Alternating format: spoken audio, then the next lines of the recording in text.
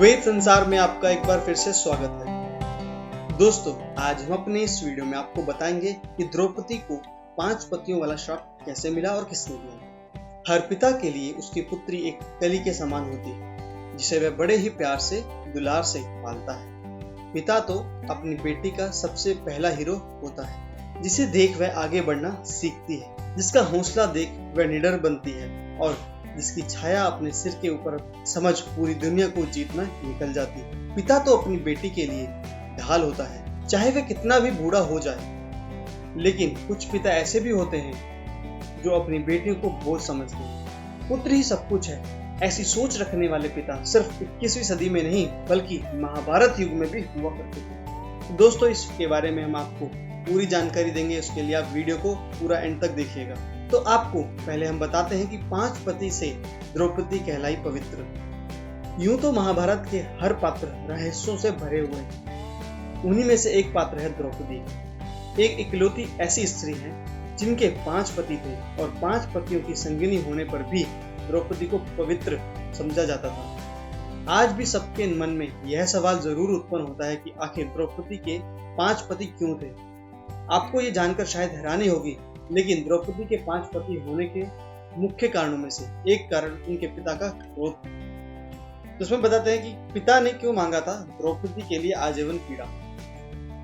यह तो आप जानते ही होंगे कि द्रौपदी का जन्म अग्निकुंड से हुआ था। दरअसल राजा द्रुपद कौरवों और गुरु द्रोण के कुल के खात्मा के लिए एक पुत्र की प्राप्ति करना चाहते थे। फिर क्या, बेटे की प्राप्ति के लिए उन्होंने एक हवन का आयोजन करवाया, जिसे करने के लिए महान ऋषियों को बुलाया गया। ऋषियों के कहे अनुसार राजा द्रुपद सारे नियम का पालन करते हुए यज्ञ में आहुति देना शुरू कर दिए। अग्निकुंड से एक पुत्र उत्पन्न हुआ, जिसे देख राजा द्रुपद का खुशी का ठिकाना नहीं रहा और उन्होंने अपने पुत्र का नाम धृष्टद्युम्न रख दिया। यज्ञ को आधे में ही छोड़कर राजा द्रुपद वहां से उठकर जाने लगे।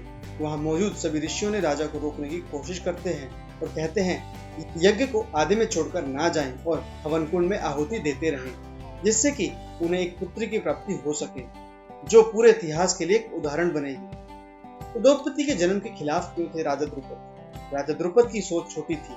वह पुत्र को ज्यादा अहमियत देते थे और पुत्रियों को हीन भावना से देखते थे। ऋषियों के कहने पर ही वह हवन को अधूरा छोड़कर वहां से जाने लगे। तभी अग्निदेव को राजा द्रुपद पर क्रोध आ गया और वह हवन कुंड से अग्नि की ज्वाला निकालकर राजा द्रुपद को रोकने लगे, जिसके कारण राजा द्रुपद को ना चाहते हुए भी अपनी कुल की आहुति देने के लिए बैठना पड़ा।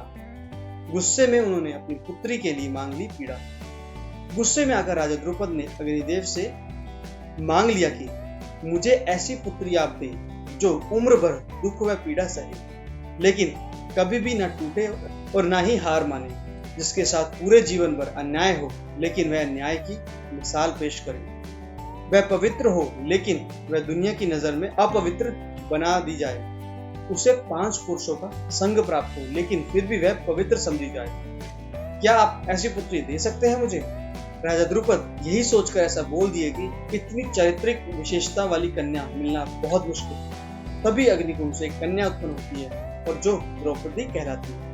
राजा द्रुपद द्वारा अपनी बेटी के लिए मांगा गया वर ही द्रौपदी के लिए दुखों का कारण बना और साथ ही साथ 5 पतियों का साथ भी प्राप्त हुआ। दोस्तों, तो ये था रहस्य द्रौपदी के 5 पतियों के पीछे और कैसे मिला उनको ये श्राप। तो दोस्तों, आपको हमारा ये वीडियो कैसा लगा हमें कमेंट में लिख के जरूर बताइए। अगर आपको हमारा ये वीडियो पसंद आया तो इसे लाइक, कमेंट और शेयर जरूर कीजिएगा और साथ ही साथ हमारे साथ बने रहने के लिए हमारे चैनल को जरूर सब्सक्राइब कीजिएगा, क्योंकि हम आगे भी आपको ऐसे बहुत से रहस्यमय और रोमांचक वीडियो दिखाते रहेंगे। तब तक के लिए बने रहिए वेद संसार के साथ। धन्यवाद।